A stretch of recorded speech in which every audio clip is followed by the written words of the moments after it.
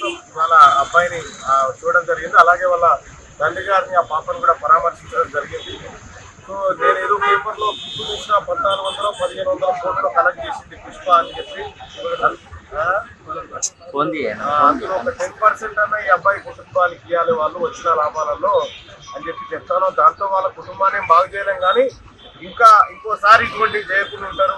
మొత్తం తెలంగాణ రాష్ట్రంలో సినిమా సినిమాలు ఎవరైతే తీస్తా ఉన్నారో వాళ్ళందరూ కూడా ఈ బెనిఫిట్ షో ఈ జరిగిన ఘటన తర్వాత కూడా మేల్కోకుండా అది అల్లు అర్జున్కి ఏదో అయిపోయింది అన్నట్టుగా పరామర్శకు రావాల్సిన అబ్బాయి తారీఖు అయితే అల్లు అర్జున్ దగ్గర పోయింది. ఈ సినిమా వాళ్ళకు కూడా ఒక మాట ఏంటంటే అల్లు అర్జున్కి ఏం కాలేదు, ఆయన నేను వెనుకలు కొరకలే, ఆయన నేను ఎవరికి ఇచ్చలే, ఇక్కడ పరామర్శకు రావాల్సినటువంటి చోటికి రాకుండా అల్లు అర్జున్కి ఏదో అయిపోయిందని చెప్పి మీరు ఆయన మెప్పు కోసమో దేనికోసం పోతా ఉన్నారు.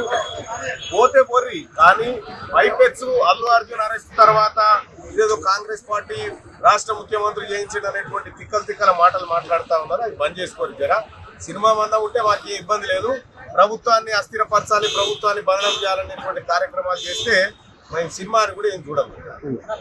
పొలిటీషియన్లు కూడా ఈ అబ్బాయి దగ్గరికి ఎందుకు రాలే మీరంతా? అల్లు అర్జున్ చుట్టూ ఎందుకు తిరిగి మీరంతా? ఏడొచ్చారు అల్లు అర్జున్ యాడున్నాడు, యాడ్ అరెస్ట్ అయ్యిండు, యాడున్నాడు, ఏం కథ, చిక్కడపల్లి అనేది ఎందుకు పోయారు? మీరు మీడియాలో అల్లు అర్జున్ కున్న వాల్యూ ఈ అబ్బాయికి మీడియా కూడా ఇవ్వలే. అందుకోసమే మీడియా కూడా ఏది న్యాయం ఏది అధర్మం అనేది ఆలోచన చేయాలి. అల్లు అర్జున్ ఉన్నటువంటి ఆయన ఏం కాలేదని అట్లా తీసుకొని పోతే పాయ అని 50 సెట్ల సందులకి నొగాయన, బిల్డింగ్ మీదకి నొగాయన, సూది కుచ్చిరా నొగాయన, ఇక వేసుకపోతారా నొగాయన. ప్రజల ప్రాణాలు చాలా ఇంపార్టెంట్. అల్లు అర్జున్ అయినా ఎవరైనా కూడా.